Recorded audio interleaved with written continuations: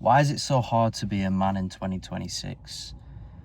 And not only to be a man, but to be a masculine man. I could talk about this topic for hours and only scratch the surface of why it is truly difficult to be a man. I've been thinking a lot about what it is like to truly be a masculine man, and I've been getting a lot more videos recently popping up on my For You page and on YouTube, and there've been a lot about like why it's difficult to be a man, why do women find certain things attractive and men don't know about it, stuff like that. And I thought I'd make a quick video on this topic because I've got a lot to say.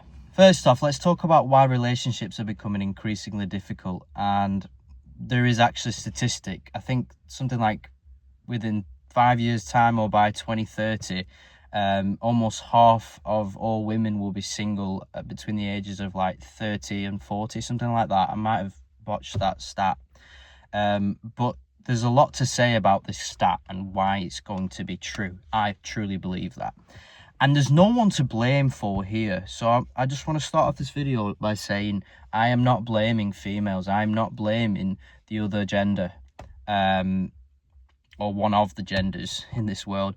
I'm actually stating the fact that it could be a problem of both sides. In fact, it is a problem of both males and females. But because I'm a male, I'm going to talk about from my perspective. I'm sure there would be females watching this video that could say a ton of things about males, the male species, so they like to say. So, why is it difficult to form relationships? Well, I've been brought up in a quite traditional household, and I've seen many relationships play out in a certain way where in today's day and age, it's very difficult to replicate that sort of pattern, that sort of relationship. And if you do try and replicate it, there's certain sacrifices you need to make in order to make it work. So there's two ways you can go about forming a relationship, in my true opinion. I don't think there's any other way. One is what I like to call the authoritative way, the traditional way, which is a man knows his place, a woman knows her place, and they both work together in cooperation. And what it looks like from another person's perspective is that the man is domineering and the woman is submissive. Everyone has an opinion about that. Maybe if you ask the woman separately, she might say one thing. In front of her family, she might say another thing. In front of her friends, she might say another thing. So there's that way of building relationships, and there's another way of building relationships, which is, in my opinion, is possibly the better way in 2026, which is playing the social game. I like to call it the social game. Now, there's certain implications about playing the social game, and I've got stung by it in the past. I've seen other men get stung by it. I've seen women make mistakes which they regret. Why is it difficult to play the social game? We'll get to the traditional game in a sec. But the social game is very difficult to play because things aren't spoken out loud by females. Females are very honest, and I've learned that in the past and from watching recent videos. They are very honest. So we can't say they're dishonest, but from a male's perspective, it seems like females are a little bit dishonest sometimes, which is not the case, in my opinion. I think that's not true. Why do I think this is difficult? Because if you're playing the social game, you've grown up in an environment where females are in their own world and males are in their own world. And there's a lot of unspoken rules, and there's certain things that can cause mistakes and cause massive fallouts. And I've experienced this firsthand where I've really liked somebody, I've not really spoken about my feelings, and then all of a sudden, without my knowledge, suddenly that person stops talking to me. And all of a sudden you think, oh, something's wrong with me. And that's where a lot of males get caught out. That's where a lot of males start to question their own identity, their self-worth, etc. And it gets quite sticky. And I've been there. Trust me, it's not a great place to be. What am I trying to allude to by talking about this? Well, females they get along and they cooperate in a different way than how males do. Males love to cooperate with these things. Females love to cooperate by talking, by putting a shoulder to cry on, having a shoulder to cry on.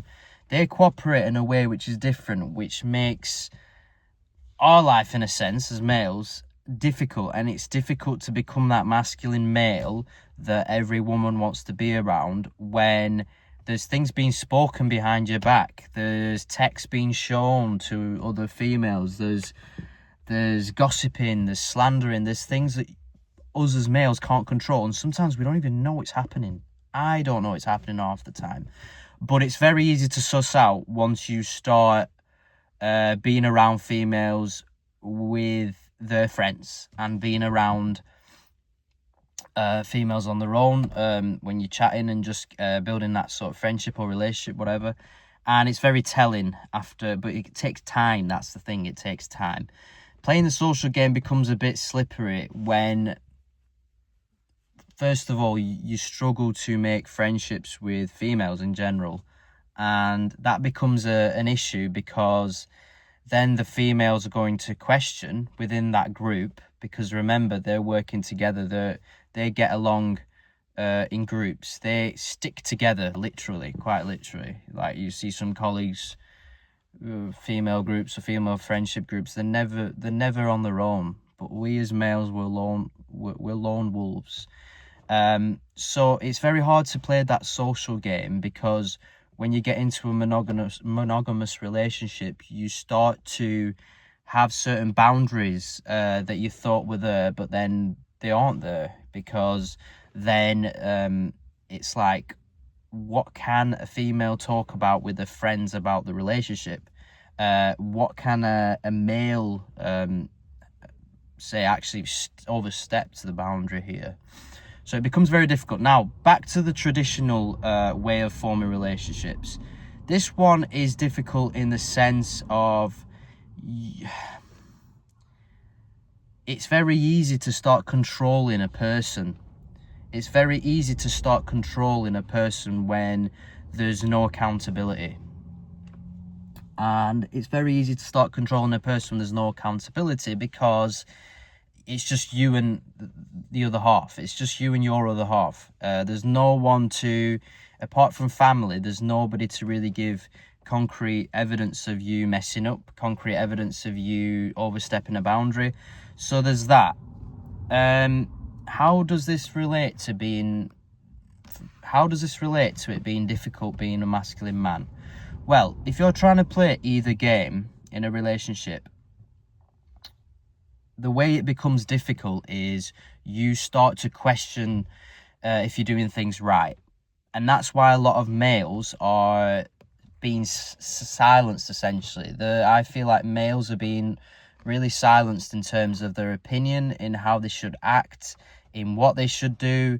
But also, don't forget, there's different rules for different contexts. So there's different rules, for example, in a dating sense than in society. So society would tell you to act as a man in a certain way, but then the females in a relationship would want something else. So males are left in confusion. We're constantly second guessing ourselves. Like, did I act the right way here? Did I overstep a boundary? Should I be more emotional? When should I be cold? So it's very difficult in that sense. I once experienced a really, really good men's camp. So it was a all male Christian camp that was held in Wales. It was called Wild at Heart. And this camp really, really helped me understand the power of being male and having masculinity. And it explained how we are so different. We're different creatures. In order to fully appreciate females and the feminine side, you got to cooperate, essentially. You got to communicate in a way that they understand and be respectful. That's very hard when society is pushing you from every direction, or pulling you in every direction, and telling you about toxic masculinity, about when females are telling the friends, males should be softer, but then the nice people are like, I am nice. How much more nicer do you want me to be? So there's problems like that where it's like it's difficult to understand for a male how we can best become the person that we need to become, and women will never tell us how we need to be as males. That's the sad part, because they're honest in their own way. They don't want to be honest like we are, like that we just tell a female how we want them to be. Whereas a female wants you to work that out herself. She wants you to understand that for yourself, which is the right way, because males don't like to be told what to do, don't like to be told how to act. If this video was of any worth, please subscribe to my channel and let me know your experience below in the comments. I will really appreciate that. Thank you. See you on the next one.